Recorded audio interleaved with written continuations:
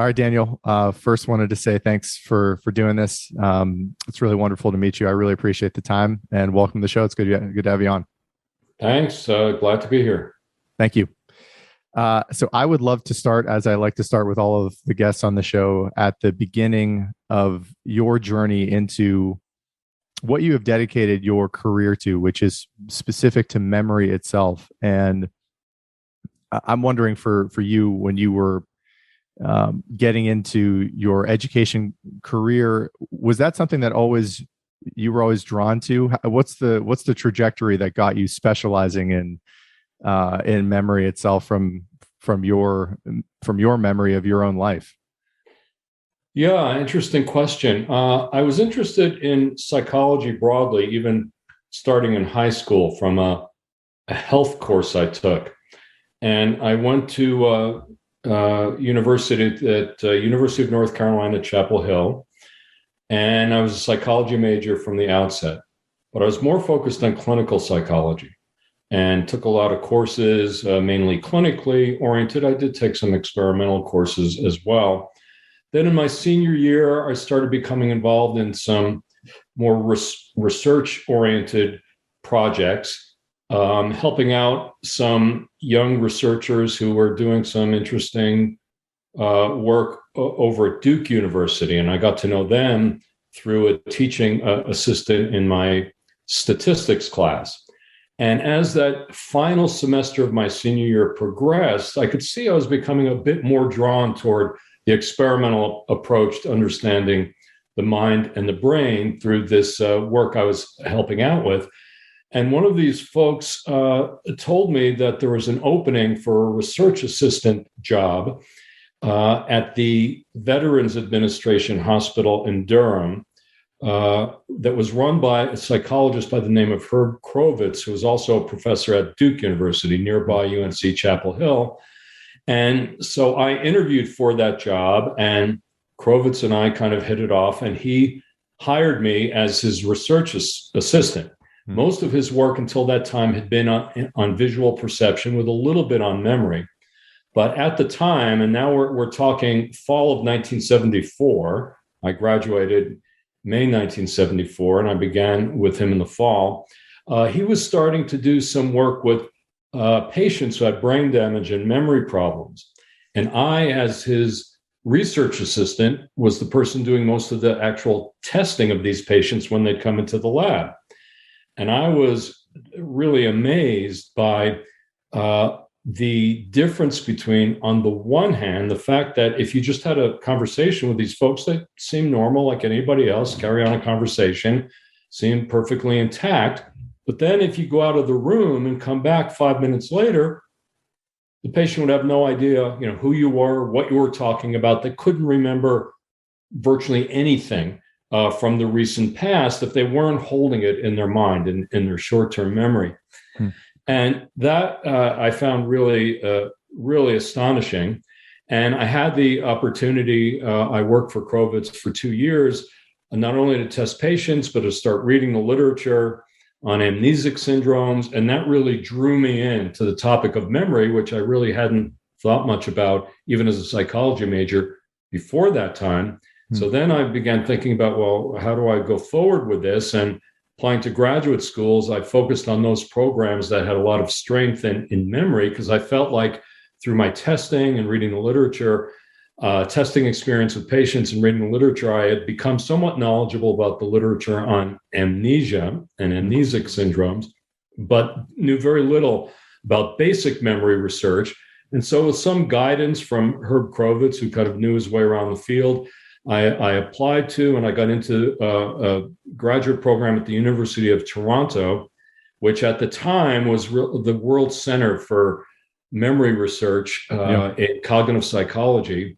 Had a group of 5 or 6 of the leaders in the field, and I was fortunate to be accepted and to be taken on by Indel Tolving, who was a kind of a legendary figure even at that time in memory research. So I started at Toronto in the fall of 1976. I got my PhD there in 1981. And then by that time, my career path was sort of roughly set as focused on memory and amnesia.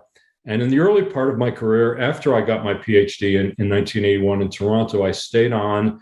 We were fortunate to be able to get a grant to set up what we called a unit for memory disorders that I, as a young PhD, was in charge of running, where we were doing kind of basic science research, looking at memory problems in patients with various kinds of brain injuries or brain damage. And I stayed there for a number of years. And then I moved on to a faculty position at the University of Arizona in 1987. That was the psychology department there was putting together a very exciting new initiative in cognitive neuroscience. And I was part of that for several years. And then in 1991, I got recruited away by Harvard. And I've been here ever since, doing work on the cognitive neuroscience of memory. Yeah. Early in your career, and you said you graduated from college in 1974, and you just articulated your kind of trajectory to Harvard. What was the general consensus about memory at that time? You know, I know just in doing research for this conversation, there's been a lot of technical innovations that seems to have shed light on the more specific aspects of what we now know about memory. But back in the 70s, back in the 80s, what do you remember about what was known about memory at that time? Well, at that time, really, for someone interested in human memory, a lot of the most exciting work was coming out of separately from cognitive psychology, where memory researchers were trying to characterize the nature of human memory by talking about mental processes. Not necessarily with any reference to the brain underpinnings of those processes. And there was a lot of very cool work. We were starting to learn more about memory errors and distortions. We were starting to learn about some of the basic principles of how we encode information into memory and how we retrieve that information. People like Endel Tulving, who I work with, and one of my other mentors at the University of Toronto, Fergus Craik, were leaders in this area. And there was kind of a separate area of research on the neuropsychology of memory that was focused on these patients who, as I mentioned, I had been testing in my earlier experience, who had memory disorders as a consequence of brain damage. But those two areas at the time really hardly spoke to one another. They were really on parallel tracks. And the cognitive psychologists didn't know much about or didn't care much about what was going on in these studies of patients with memory disorders. And the people who were studying the memory disorders, with only a few exceptions, either didn't know much about or didn't care much about what the cognitive psychologists were finding. But toward the end of the 70s, those two fields started to merge. So I was very fortunate as a graduate student to take part in a conference that was maybe the first one to really explicitly try to pull together researchers from the cognitive side of memory research and the neuropsychological side. It was organized by a neuropsychologist in Boston, Laird Cermak, who worked at a VA hospital in Boston and was interested in integrating the two perspectives. And it was held in Vermont in the fall of 1979. Tulving was invited. I, as his graduate student, got to go along with him, and it had a lot of the leading lights from both cognitive psychology and neuropsychology in the room together, kind of for the first time, I think. And that, I think, was a turning point in our field, in that it got the two sides listening to one another. You know, I was coming up kind of with exposure to both sides of it. And there was a book that Cermak edited called Human Memory and Amnesia that I wrote a chapter in with Tulving, and others wrote a chapter on. And so then I think for the next 10 years or so, what we began to see was a much tighter integration of work from the cognitive perspective and neuropsychological perspective. So now people like me and others, not just me for sure, who were studying amnesic patients were making more effective use of the paradigms and ideas from cognitive psychology. The cognitive psychologists were starting to look at some of these really interesting dissociations between different kinds of memory that were being observed in amnesic patients. And so, I think the 1980s were kind of like a golden age of integration between those two perspectives. And then things changed again in the 1990s when neuroimaging technologies came on the scene. Yeah. Yeah. And I want to get into some of the examples of the amnesic patients that I've heard you reference in past interviews that I've watched prior to this conversation. To start at first principles, what is your understanding of why memory exists in the first place?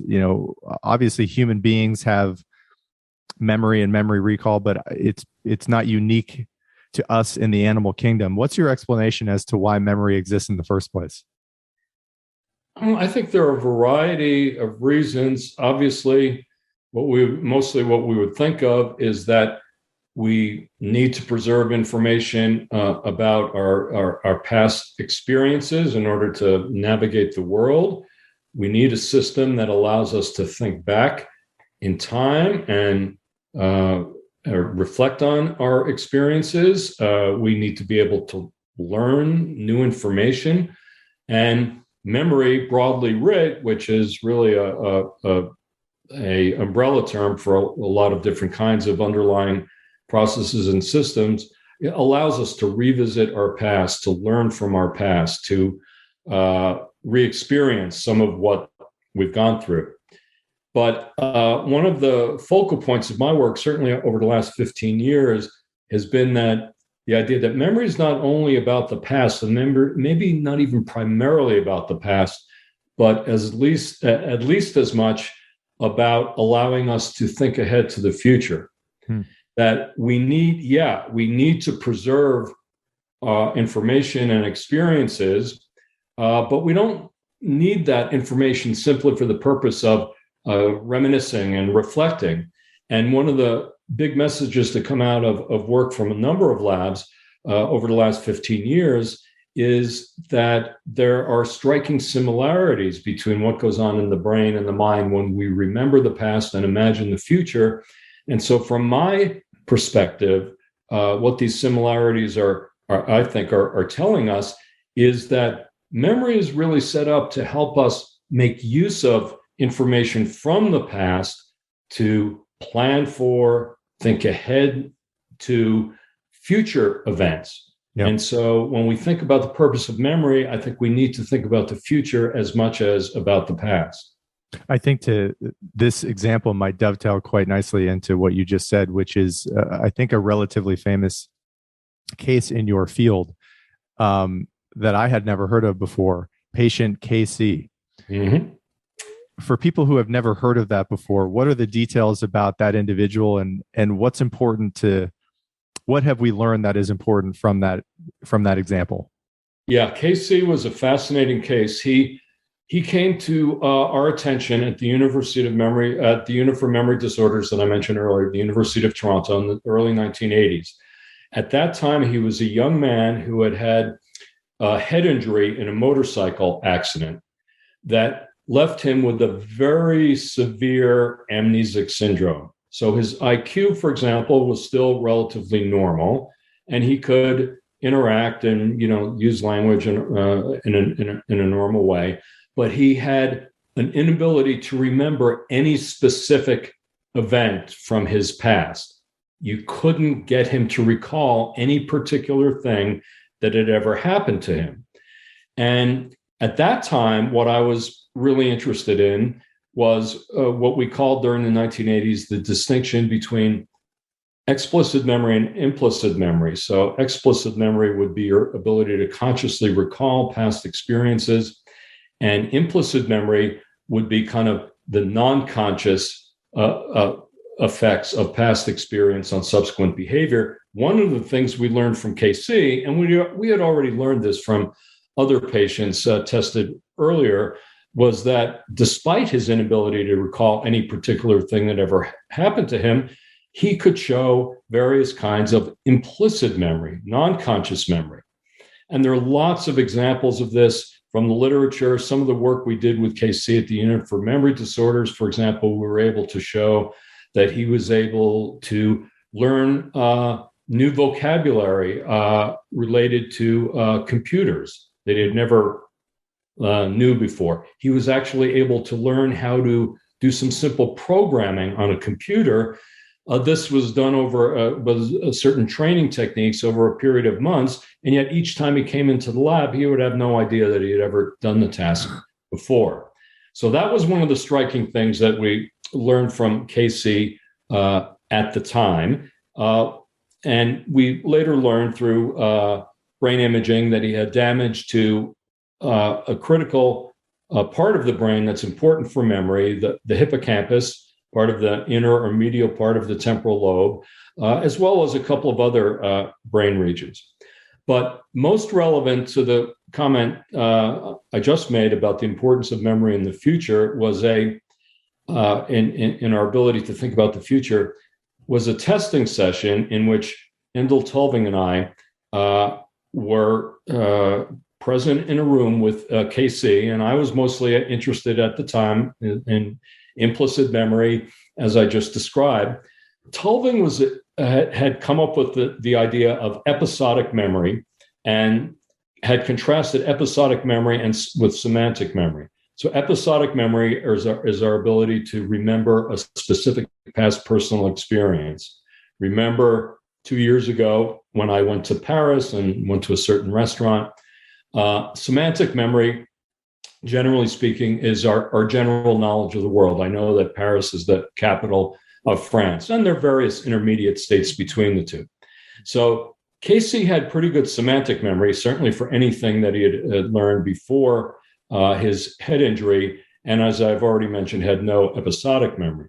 Tulving was interested in the possibility that episodic memory not only would allow you to travel back in time and revisit your past, but also might play some role in your thinking about the future.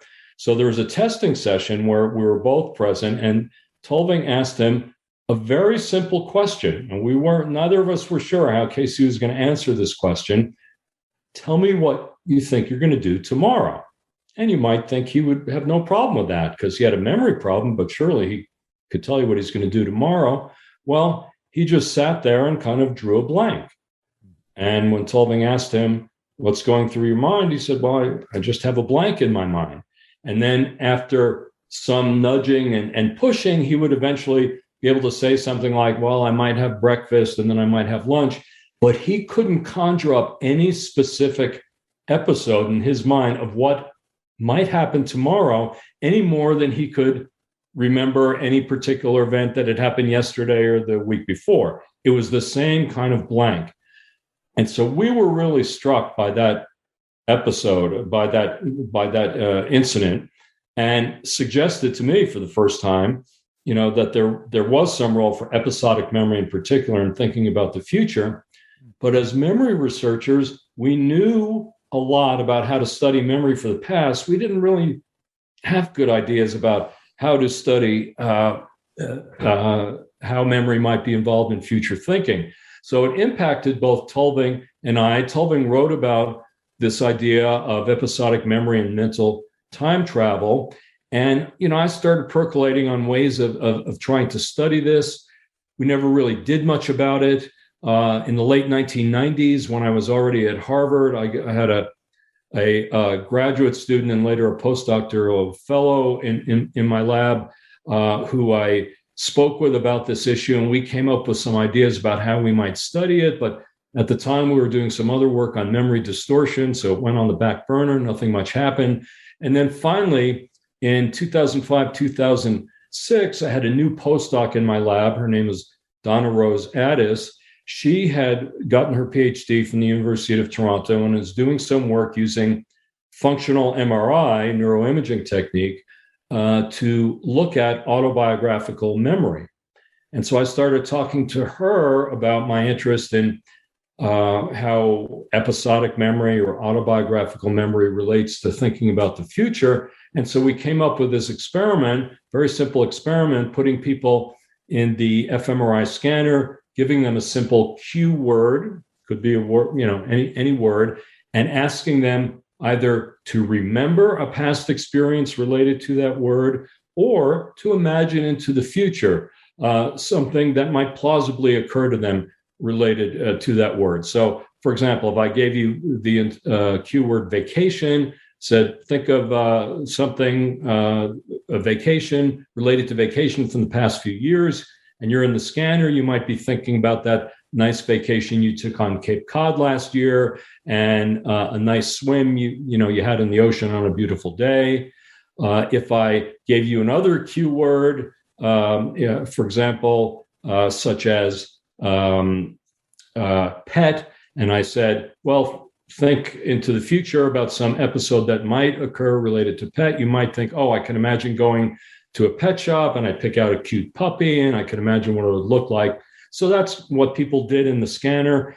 And then we had various control conditions where we'd give them the same cue words and ask them to engage in either semantic or visual spatial processing that didn't involve remembering or imagining a specific episode. And then we found these really striking results I alluded to briefly earlier, that when we looked at the brain maps, we saw that the areas that showed increased activity when you remembered the past, it was almost an identical map for activities showing increased activity when people imagine the future. So that was really stimulated by these earlier observations of patient KC. Other researchers reporting that other amnesic patients showed the same problem of imagining into the future. It wasn't unique to KC. And so I think that's one of the important legacies to come out of the early observations of patient KC. Sadly, he passed away a number of years ago, so he's no longer with us, but he really had an important legacy in memory research. Yeah. I know just personally in popular culture, one of the films that has always stuck with me related to a lot of the topics that we're talking about is the movie Memento. Yes. And, my understanding is that the amnesia experienced by the lead character in that film, Guy Pearce, is, I may butcher the pronunciation of this, anterograde versus retrograde amnesia. Anterograde amnesia. Anterograde, yes. Explain for people who are unfamiliar with the distinction between those two forms of amnesia, what that means. And, just as a human being thinking about a patient like Casey, or, in that film, watching that character go through the movie in a perpetual state of confusion. Yeah. That kind of an experience of life as a person must be mostly utterly disorienting and extremely difficult to be bearing. I'd love for you to maybe start with the differentiation between the two types of amnesia, and then talk about the lived experience of what it is like for people with severe amnesia to just exist day to day. Yeah, all really interesting, important issues. So anterograde versus retrograde amnesia. Anterograde amnesia refers to the inability to establish new memories after a brain injury or insult has occurred. So one of the lines from the movie Memento that's very memorable. In fact, I just participated in a panel discussion about a month ago on the movie, so it's fresh in my mind, and I've watched it again several times recently. I've always loved the movie, and it only gets better, 20 years later. But one of the memorable lines from Guy Pearce is, "I can't make new memories." Yeah, and he tries to distinguish that inability, anterograde amnesia, since he in the film had this head injury, from what is often depicted in earlier movies, which is retrograde amnesia, which is where you can't remember something that happened before either a traumatic event, an accident, illness, or injury.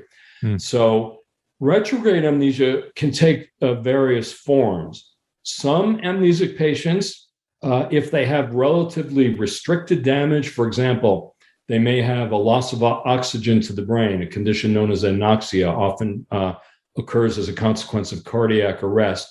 That can result in relatively selective damage to the hippocampus, and that can produce a condition in which patients have anterograde amnesia. They have a hard time making new memories, but they have little or no retrograde amnesia.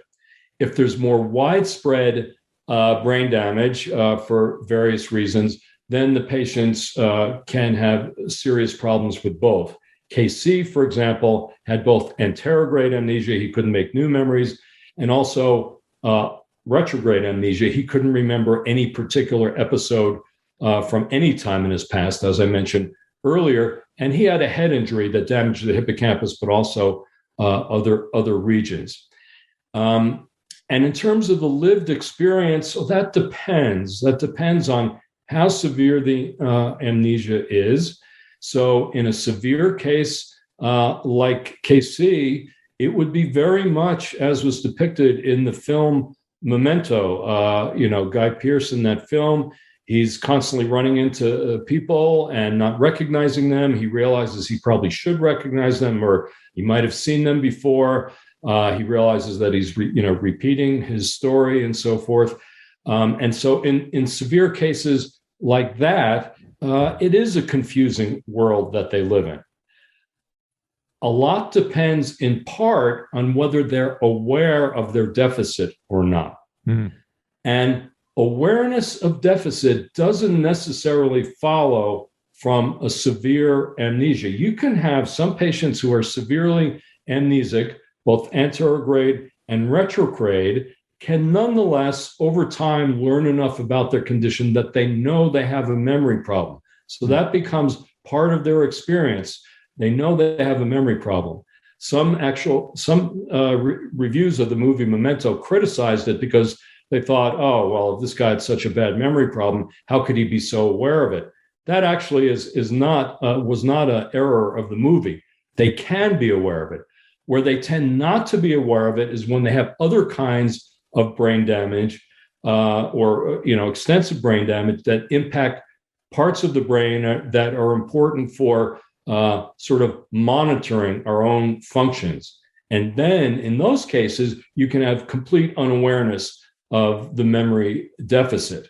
And in a way, those kinds of cases are easier for the patient because they're not really aware that anything's wrong with them, but they put more of a burden on the caretakers, on the family, because if they have a severe memory deficit and they're entirely unaware of it, that creates a lot of problems for those who are responsible for taking care of the patient, because they're constantly thinking they, can do things, able to do things, carry out tasks that in reality they can't.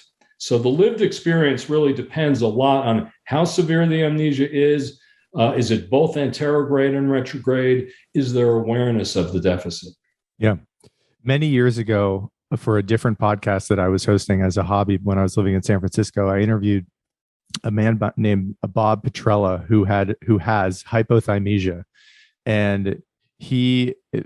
What was called hyperthymesia? Hyperthymesia, yes. Yeah. And his autobiographical memory, if I remember his story correctly, was impeccable, and he could remember specific details about what he was doing on a random Sunday living in Pittsburgh in the 1970s, who the Steelers played, who they beat, what the score was. And then on the other side of the spectrum in the lived human experience, there seems to be people who have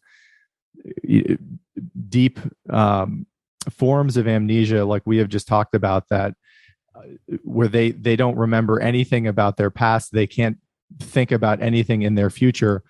It seems to me, and I'd love to get your thoughts on this, that we average people fall somewhere in that spectrum. I've certainly had conversations in my own life where I'm talking to someone and I'm pretty sure I've told them this story before, but I can't quite remember. I remember just being tested all the time in high school and college. My memory was quite poor. I could compensate for it in some ways by hacking tests. How do you think about the role of memory as it relates to intelligence in general? What is the correlation between someone like Bob and a truly brilliant individual who is able to have recall that would impress anyone who learned about their ability to remember incredible facts about their life? How do you think about that correlation between intelligence and memory in general? Well, I think in very general terms, the two, all other things being equal, it can be correlated. There is some correlation because to encode new information into memory, we rely a lot on previous knowledge, and our ability to build up previous knowledge, to build up knowledge over time, is one manifestation of intelligence. On the other hand, the two things can be dissociated. So, for example, in classic cases of amnesic syndromes like we've talked about, KC and other patients, their IQ remains typically in the normal range. That's really almost a definition, a qualifying characteristic for an amnesic syndrome, is that you have a disproportionate impact on memory. So the two things can be separated. You can have perfectly normal or even very high intelligence. There are amnesic patients in the record who have well above average IQs, but because of their brain damage, can't establish new memories. Now, in the case that you just mentioned of what was once called hyperthyamnestic syndrome, now it's referred to more typically as highly superior autobiographical memory, or HSAM. That first came on the scene in a paper reported in a paper in 2006 by from the University of California, Irvine. It was Betsy Parker and James McGaugh, who's a well-known memory researcher at Irvine. And they described the case of a woman at the time they referred to by the initials AJ, who very much like Bob that you just referred to, seemed to be able to remember every particular episode, every episode from her life. And they devised some very interesting tests. For example, they called the Easter test, where they asked her about what had happened every Easter, like for the last 20 or 30 years.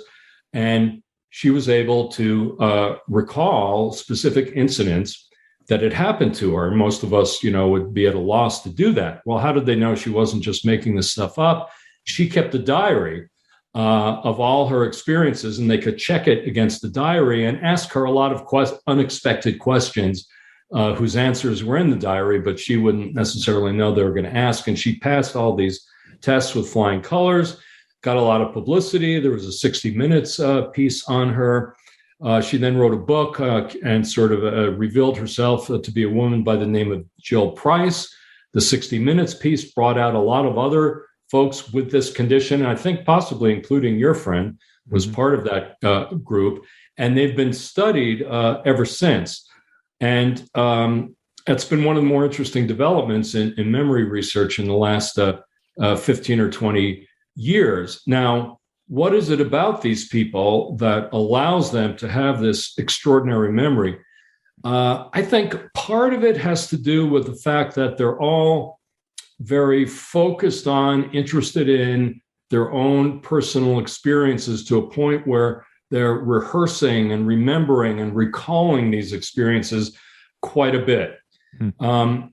And what that allows them to do is escape from the normal kinds of forgetting that we're all prone to. So we know that memories tend to become less accessible over time. And, one way that we can sort of almost simulate the experience of an amnesic patient is try to remember, an event from 5 years ago that happened to you, and you'll see what the amnesic feels like when they're trying to remember an event that happened 5 minutes ago. Yep. You're not going to have very much memory.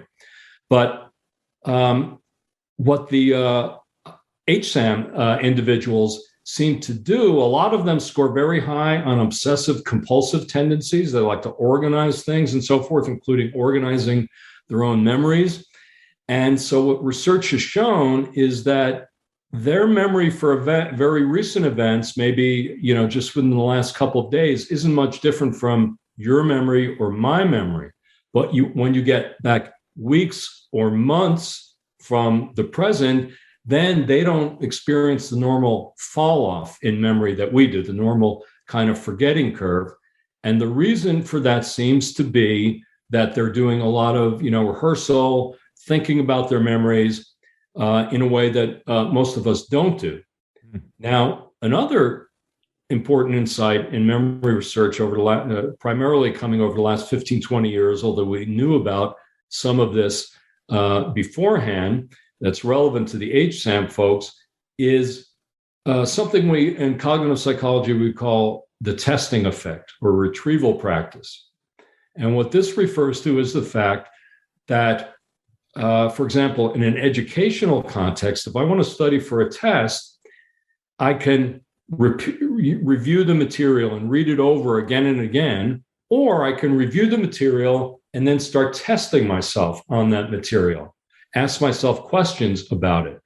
And what research has shown is that self-testing is a much more effective way of promoting subsequent memory for the information that you want to learn. And specifically, it slows down the forgetting curve in a way that is strikingly similar to what we see in the HSAM group. So the idea that researchers have proposed, and I've written about this, that seems to make sense, is that maybe the HSAM individuals are doing just a lot of self-testing, and this is allowing them to flatten out or shallow out the forgetting curve. So I talk a lot about this work in a recent update of my book that I call The 7 Sins of Memory, that I wrote way back in 2001. I talk about 7 different ways in which memory can go wrong.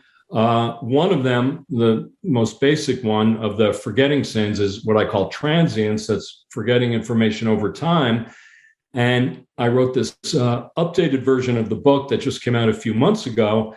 And in one of the updates for the chapter on transience, that is forgetting over time, I talk about these 2 lines of research and how they relate to one another.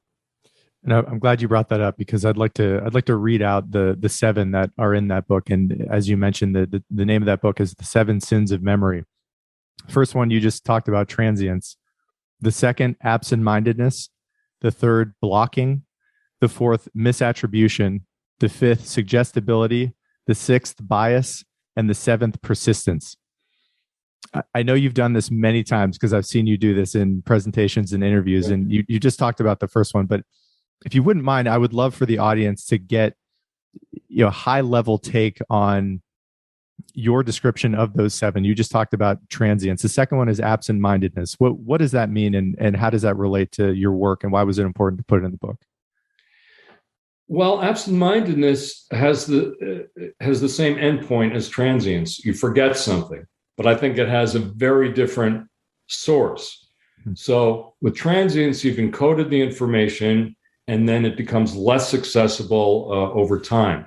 With absent-mindedness, the way I talk about it is there's kind of a breakdown at the interface of attention and memory, such that either you never encode the information into memory to begin with, or encode it extremely weakly, so you don't really have much of a chance of remembering it later on, or you encode the information normally, and then at the time of retrieval, you're preoccupied thinking about things unrelated to, for example, an appointment that you need to keep.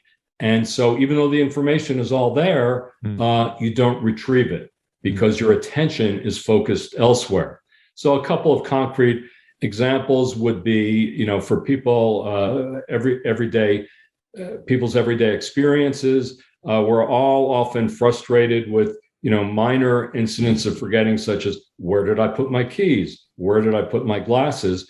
Those typically originate because you put down your keys or your glasses at a time when you're focused on something else. You really never encode that event into memory in a way that's going to allow you to remember it later on. And so then, hey, I need my glasses now. Where did I put them? I don't really know where I put them because the information is not available.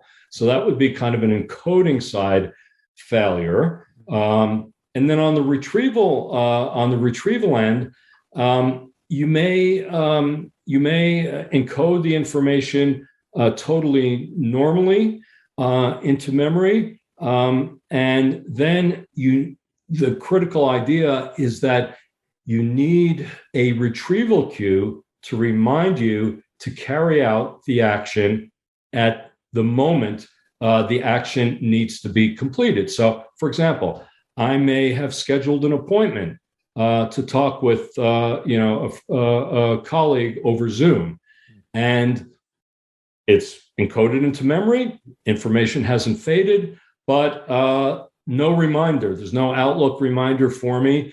And I become really interested in a paper that I'm writing. And suddenly I look at my watch and I'm an hour late for the appointment.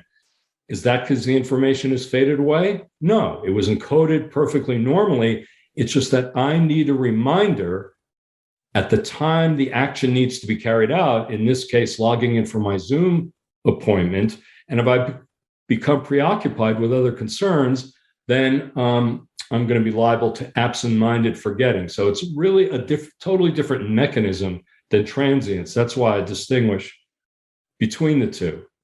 And, one of the really tragic manifestations of this latter aspect of absent-mindedness, the idea that you could forget to do almost anything if a retrieval cue is not available at the moment you need to carry out the action, is something that I write about in one of my updates for the absent-mindedness chapter. And it refers to, I first became aware of this phenomenon a couple of months after the original first edition of the Seven Sins of Memory was published, which was May 2001. A couple of months later, I got a call from an attorney in Iowa who had heard me being interviewed about that book. And he said, boy, I have a case that I'd be interested in your opinion on. It was of a woman, high-functioning young adult woman who had set out to work one day with two kids in her car. Normally, she would drop off just one of them and then go on to her work. And on this particular day, she had her husband, who normally took the younger child to daycare, couldn't do it, and so she had a second child in the car. They're both in the back seat. She drops off the first one. She's got a very busy day upcoming at work, thinking about other things. Her normal routine now is to go from dropping him off to work, and that's what she does. And sadly, then the story ends with her finding out later that day through a series of mishaps that the child had been in the car and died of heat exposure. I'd never heard of anything like this before, but it was like an extreme extension of this principle that with absent-mindedness, you can forget almost anything if you don't have a cue available at the time you need to carry out an action. Sadly, since that time, these cases have become familiar. They happen every year. There are probably 25 to 30 of these cases every year of parents who are high-functioning, well-intentioned parents. They're not people who, for example, are thinking, I can leave my child in a hot car for a few minutes and then I'll go do some shopping and come back.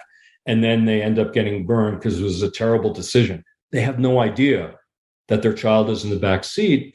And one reason why these incidents started popping up around the time they did is that for good safety reasons, shortly before that, it was mandated that you couldn't put a car seat anymore in the front seat. You had to put it in the back seat. An unintended consequence of this is that the normal reminder of seeing your child in the car seat in the front seat was no longer present. Now, of course, you would think, well, who could ever forget, that your baby was in the car? Well, it is possible. And we've learned this through bitter experience over the last 20 years.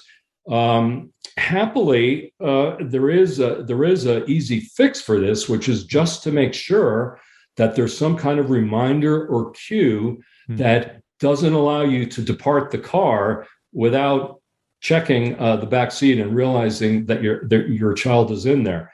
And there are apps on your phone that you can download now. There'd be simple things like attaching a reminder to your front mirror when the child's back there.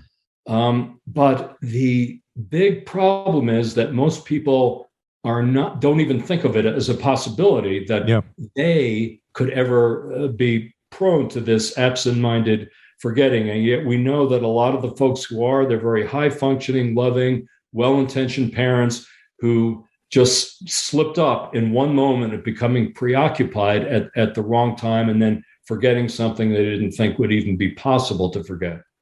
What has happened in those cases? The outcome, I think you said he was in Iowa. What happened to that woman? In her case, she was brought to trial, but the judge found her not guilty because he saw her as kind of a victim of a memory failure. But it's very variable. This has been written about quite a bit, and I cited a number of the recent sources on this, articles in Washington Post, New York Times. The outcomes are very variable. There's no one outcome. Some people have been convicted and I believe sent to jail. Other people are not brought to trial. Others are brought to trial and given and found to be innocent for the reasons that we discussed. So it's kind of all over the map in terms of what the ultimate outcome is. Yeah. The third sin of memory is blocking. And I'd love to give you an opportunity to articulate what exactly that means. Blocking now is yet another, the third sin where the outcome is the same as with transience and absent-mindedness, forgetting. But again, the mechanism is different. So now memory hasn't faded away over time. You're paying attention and trying to remember. You may even have a really good cue in front of you to try to remember, but you can't produce the information that you want. So for most of us, the paradigmatic example of this would be the tip of the tongue experience, where we're trying to remember, for example, a person's name. We may remember the first couple of letters. We may remember what they look like. We may remember all kinds of things about them, but we can't generate the name itself. The name is blocked. And then later on, it comes to mind. We say, oh, now I remember the person's name, showing that the information was there all along. So there are a few different manifestations of blocking, but the basic idea is the information is there.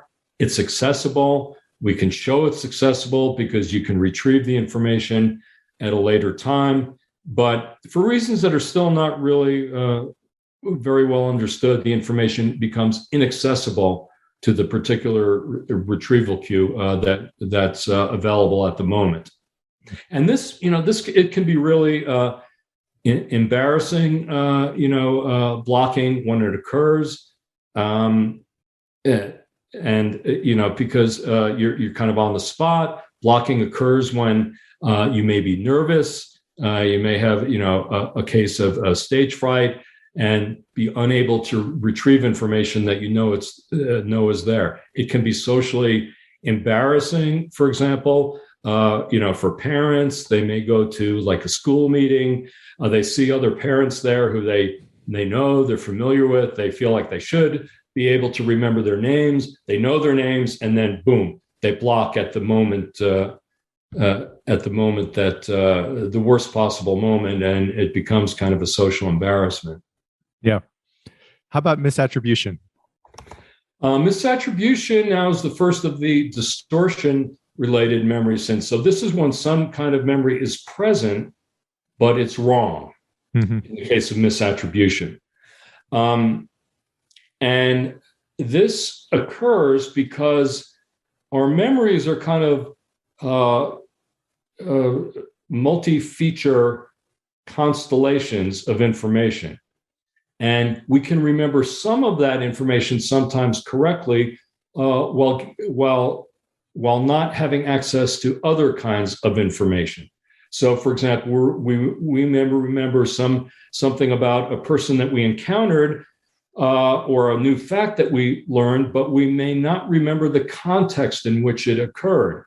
Did I hear this on the radio? Did I read it in the newspaper? I may retain the fact, but misattribute my knowledge to the newspaper when in fact I heard it on the radio, or when in fact a friend told me this information, because all these different aspects of an episode have to be pulled together in a way that we remember them later on. Now, there's some very well-known cases of misattribution, legal cases. So one that I talked about in the original Seven Sins of Memory, that some of your listeners who are old enough will remember, stems from the Oklahoma City bombing back in 1995. Some may remember that there was a nationwide manhunt for two individuals, John Doe number one and John Doe number two. John Doe number one, of course, was Timothy McVeigh. He was eventually found and convicted and executed for his role in the bombing. John Doe number two is never found. And it was later determined that John Doe number two was the product of a misattribution error made by the witness who played a key role in identifying McVeigh. So this was a guy, his name was Tom Kessinger. He was present at the body shop where McVeigh rented the van that he used to carry out the bombing.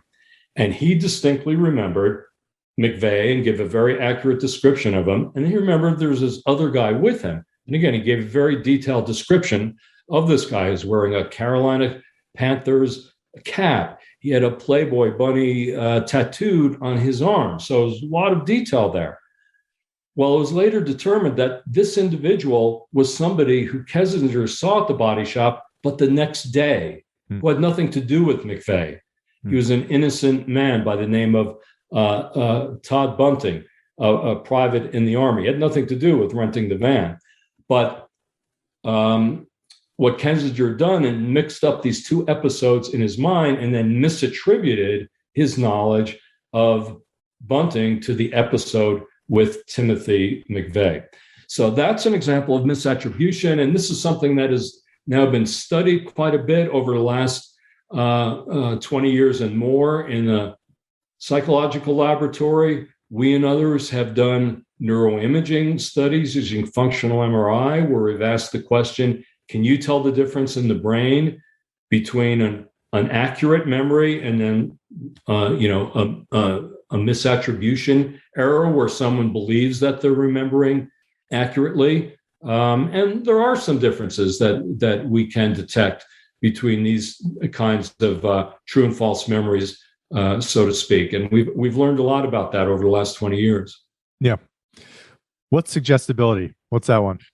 Suggestibility is pretty close to misattribution in that it involves a memory, some memory that is present but is wrong. But in the case of suggestibility, there's an explicit suggestion that is given to someone that they incorporate into their memory, an explicit kind of misinformation, if you will, where it's suggested to someone that something might have happened and they think about that event. And even though the event didn't happen, they come to remember the event as something that was real. Suggestibility is something that was first studied in cognitive psychology literature way back in the 1970s and some pioneering studies by the psychologist Elizabeth Loftus. She was able to show that people would incorporate misinformation suggested to them in an experiment into their memory for some original event.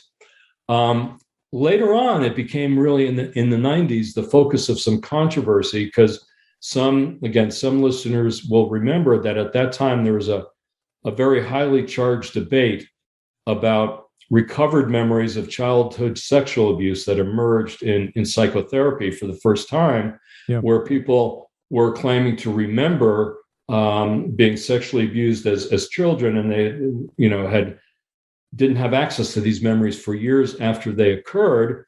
And I think what we now understand to have happened in a lot of those cases, not every case, but in a lot of those cases, particularly where the memories were recovered in psychotherapy, was in fact that they were most likely the product of suggestion, where a therapist suggested to the patient that this might have occurred based on some of their presenting symptoms, and then they went on to develop strongly held memories that in many of these cases were later disavowed by people who sort of retracted their accusations. And that spurred a lot of sort of a new generation of research on suggestibility, where Loftus and many others researchers were able to show that if you suggested an event to an individual, that something might have occurred to them when they, for example, were young. The first study of this from Loftus was suggesting to a young adult that he had been lost in a shopping mall when he was 5 years old. And he initially said, no, I don't remember ever being lost in a mall. But then he would say, well, think about that suggestion and come back and we'll talk about it again. And you keep thinking about it. This person and then others in subsequent studies eventually developed a pretty strongly held memory that, yeah, now I remember a lot of details about that time that I became lost in the shopping mall. And over the years, these kinds of experiments on suggestion and the development of false memories have shown that in most cases, you'll get about 25-30% of people, like in a young adult sample, who will bite on the suggestion, so to speak, who will develop a false memory, typically about events that occurred when they were young. Now, a really striking development that occurred only recently, a few years ago, was a study published by their cognitive psychologists Shaw and Porter, where they claimed that through suggestion, a very powerful suggestive technique involving both imagination, imagining that something had happened, and some social pressure, that they were able to convince 70% of the young adult sample into quote unquote, remembering that they had committed a crime resulting in police contact when they were adolescents, not when they were, 5 years old.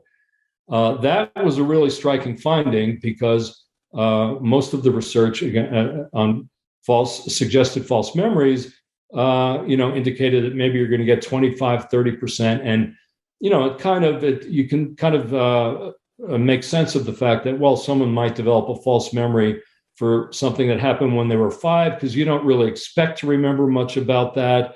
So if the memory starts off very hazy and then you build it up over successive retrieval attempts, yeah, you can kind of relate to that. But if you ask most 20-year-olds, you think it's plausible that I could convince you through suggestion that you committed a crime 5 or 6 years ago that didn't really happen? I've asked students in my classes and they say, well, of course not. But the research suggests that that's the case. Now, there's been a little bit of controversy about that finding because there's a question of whether the individuals in these studies really meet criteria for false memories, having a real reliving of this event, or whether it's something that comes up a bit short of a full-blown false memory that researchers call a false belief. So a false belief was, oh yeah, you convinced me that I committed a crime a few years ago, but I'll speculate about the details, but I don't have a full-blown memory. And that may be more, more accurate depiction of what was going on in that study. And this is something I talk about in my update in the suggestibility chapter in the new 7 Sins book. Yeah. What about bias? What's that? Bias is a more subtle kind of memory disorder, and it refers to the influence of our current knowledge. Memory distortion rather than memory disorder refers to the influence of our current knowledge, beliefs, and feelings on our memory for the past. And there's a lot of research that shows that what we currently know and believe and feel can really skew our memory of what happened in the past. So, there's some classic work on memory for past political attitudes that shows that if you record how people feel about an event, like what's your, feeling now about legalization of marijuana and other issues like that, and then you come back years later and you get their current assessment of their beliefs about that issue years later, and then you ask them, hey, what did you say about this 10 years ago? That their memory of what they said 10 years ago is more closely related to what they currently feel than what they actually said at the time. And there are a lot of examples of that. Some of the more contemporary work on bias is kind of suggesting some interesting links between the the impact of bias, our current knowledge and beliefs, and, for example, suggestibility. So there was an interesting study published a few years ago looking at memories for incidents that were allegedly, or episodes that allegedly involved George Bush and Barack Obama. In one of them, Bush looks really bad. In the other one, Obama looks really bad. Neither episode actually occurred, but the finding was that Republican leading participants were more likely to have a false memory of the event where Obama looked bad, and vice versa for the Democratic leading participants. They were more likely to have false memories of this event that didn't occur, that made Bush look bad. And there's been some more recent research on that. So I think bias is quite ubiquitous. It interacts with some of the other sins, and it plays a very important subtle role in shaping our memories. Another recent development that's important with bias, we've probably all heard about this, is the notion of implicit bias, which is something that actually grew out of research on implicit memory, which we talked about a little earlier. And this has to do with more subtle biases that may occur, for example, when we're thinking about different racial groups or gender stereotypes, where we build up stereotypes in our mind that bias our judgments in a way that doesn't necessarily apply to any particular individual. And so there's been a lot of research on implicit bias because it's operating on kind of a non-conscious level. And people have been asking, is there anything we can do to, through training, to impact implicit bias, to reduce its influence? And there is a little research that says, yeah, you probably can train people out of their implicit biases, but at least so far, the recent work that's been done suggests that this training has only a very transitory effect. The last one of the 7 is persistence. I would love to give you a chance to talk about what that means. Persistence now refers to in cases in which memory, again, is present. So it's one of the sins of commission, like the misattribution, suggestibility, and bias that we just talked about. Memory is present, but it's unwanted.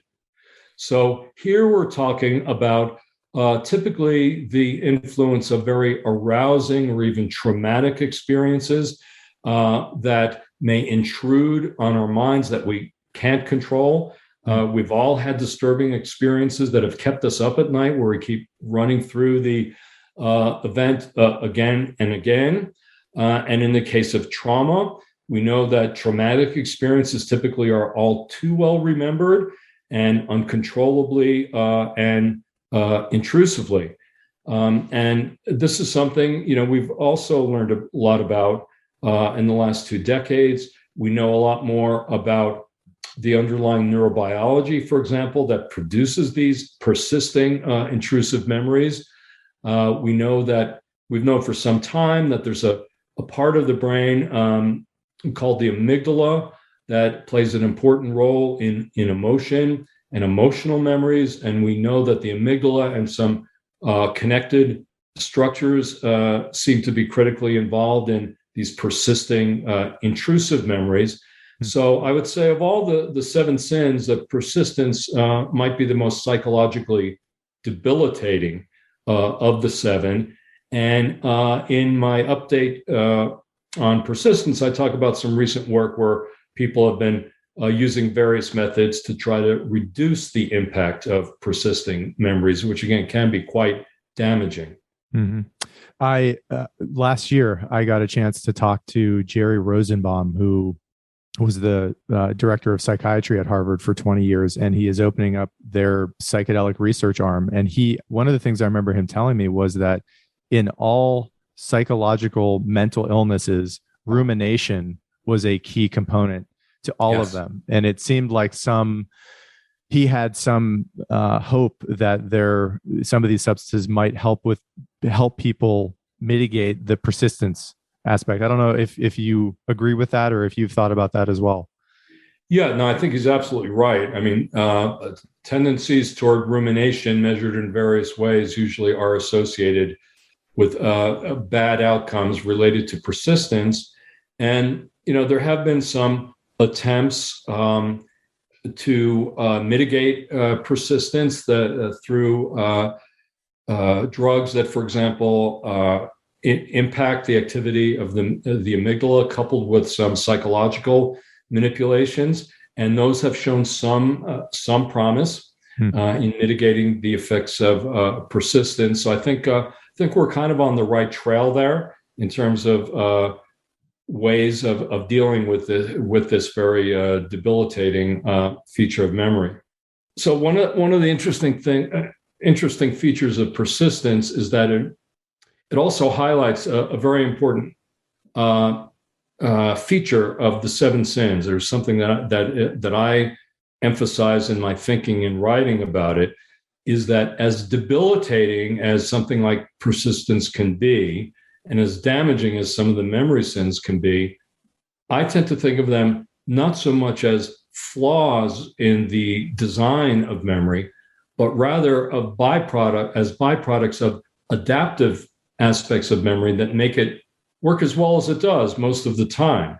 So with persistence, for example, we want a memory system that is set up to allow us to remember highly salient, threatening events that might even threaten our very survival. We want a memory system that's really going to preserve those kinds of events in a very powerful way so that we can avoid danger in the future. And our memory system is set up to do that.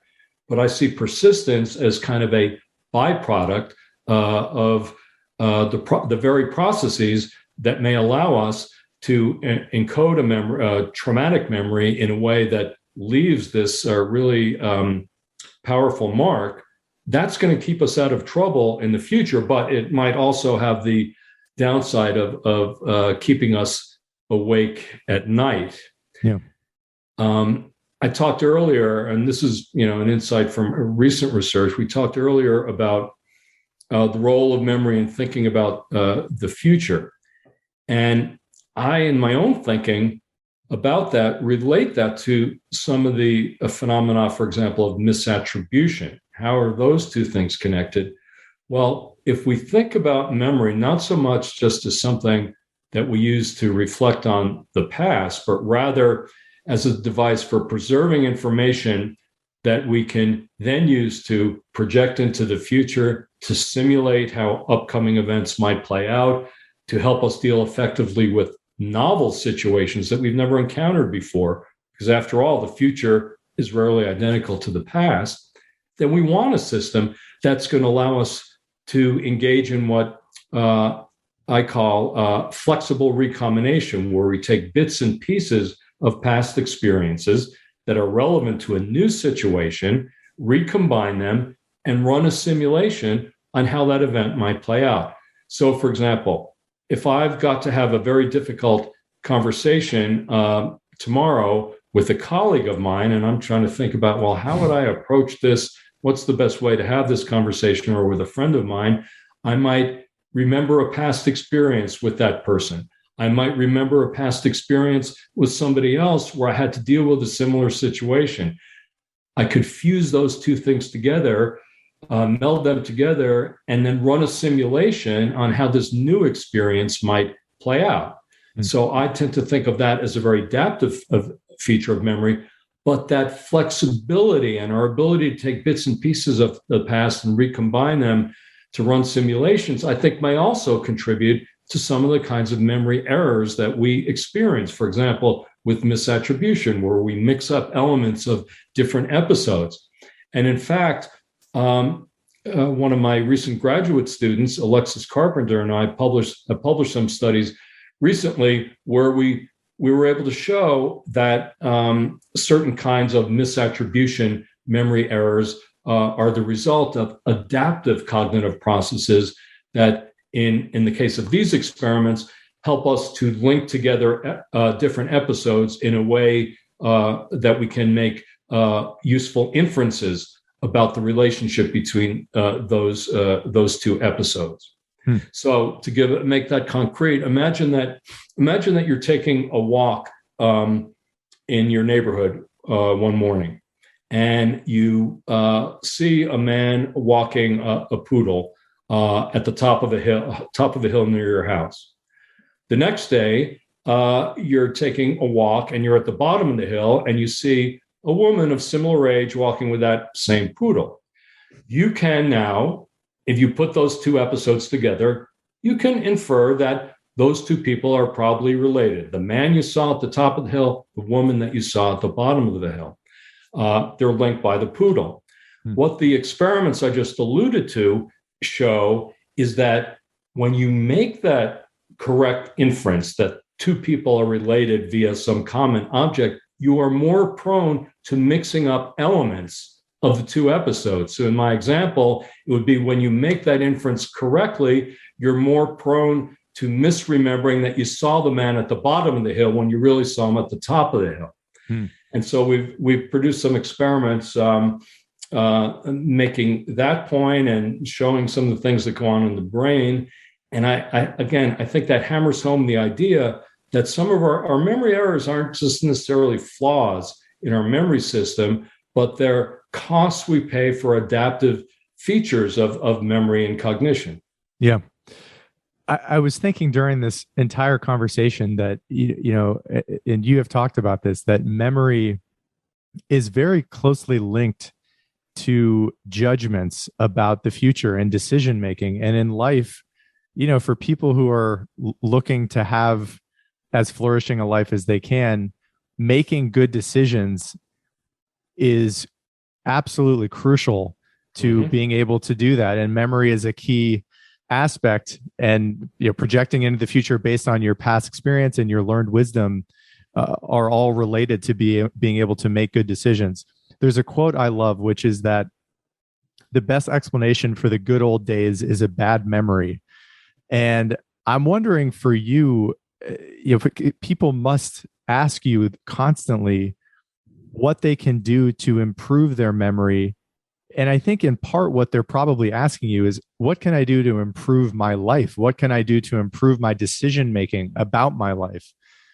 What kind of tips do you give people to stay as accurate as they can, as sane as they can, to not fall for the biases in their own software of their minds? What kind of tips and hacks do you tend to recommend for people to be able to have a better, accurate depiction of their past, and in so doing, hopefully make better decisions about their future? Yeah, a really good and important question. I tend to approach it again from the lens of the 7 sins. Yeah. And so, the first point I try to make is that you have to know which of these memory problems that you're dealing with and be clear on what they are and why they occur. And there are different potential fixes for each one. So, for example, transience, forgetting of information over time, we already talked about one of the most potent ways to try to overcome that, which is self-testing or retrieval practice. Yeah. So, whether it's in an educational context or whether an event, has happened to you that you really want to be able to hang on to for a long time, repeated retrieval of that information is very useful. Absent-mindedness is a totally different situation.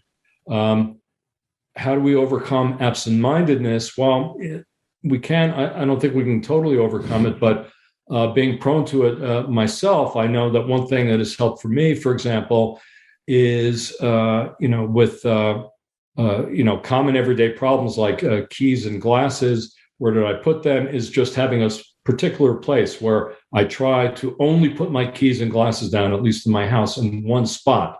Now, of course, the problem becomes that you're unaware of when you're putting it down in the wrong spot. But if you train yourself, at least if I tried to train myself, I've certainly reduced the incidence of absent-mindedness. So it's a question of being aware of when these events can occur.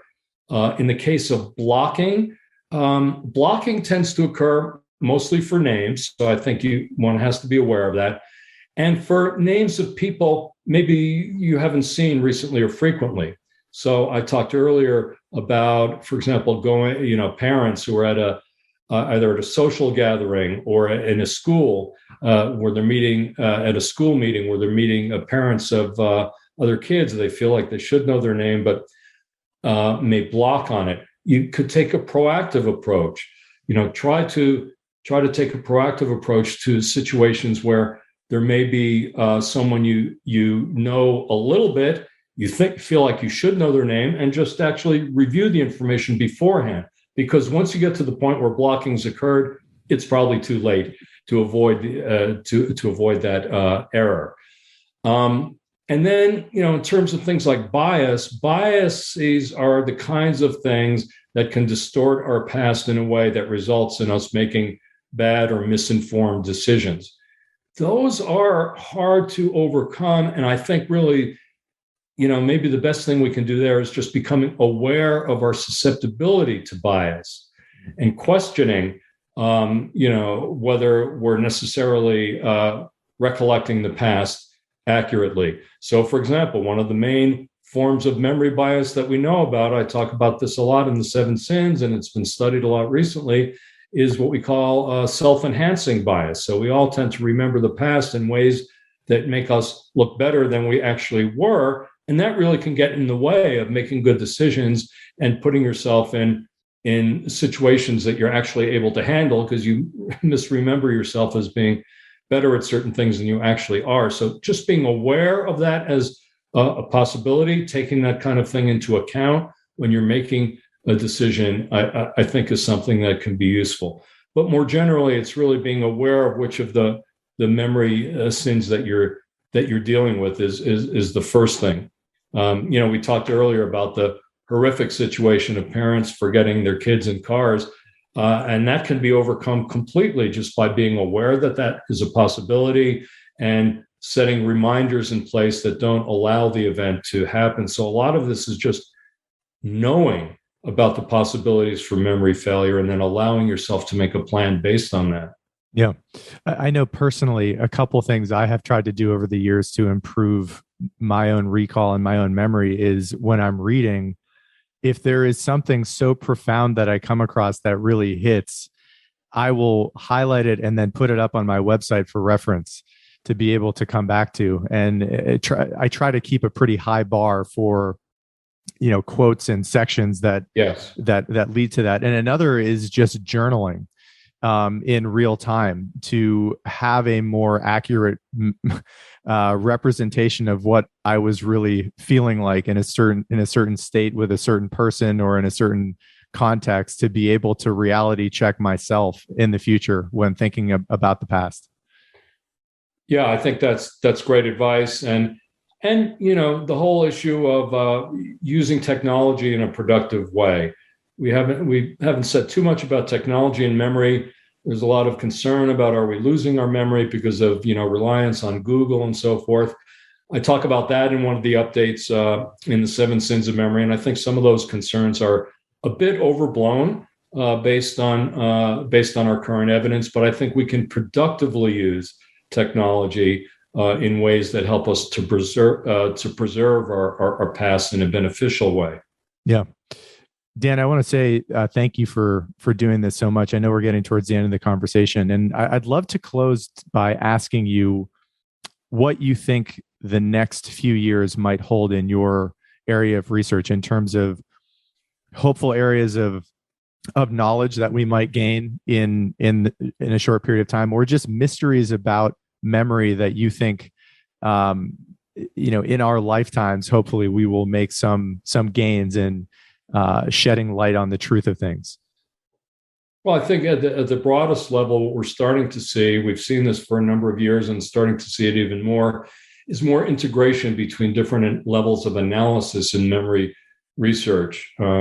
We've been able to do this partly by using neuroimaging to look at brain systems and how that relates to cognition. And I think, in the coming years, we're going to be able to drill down even more and get to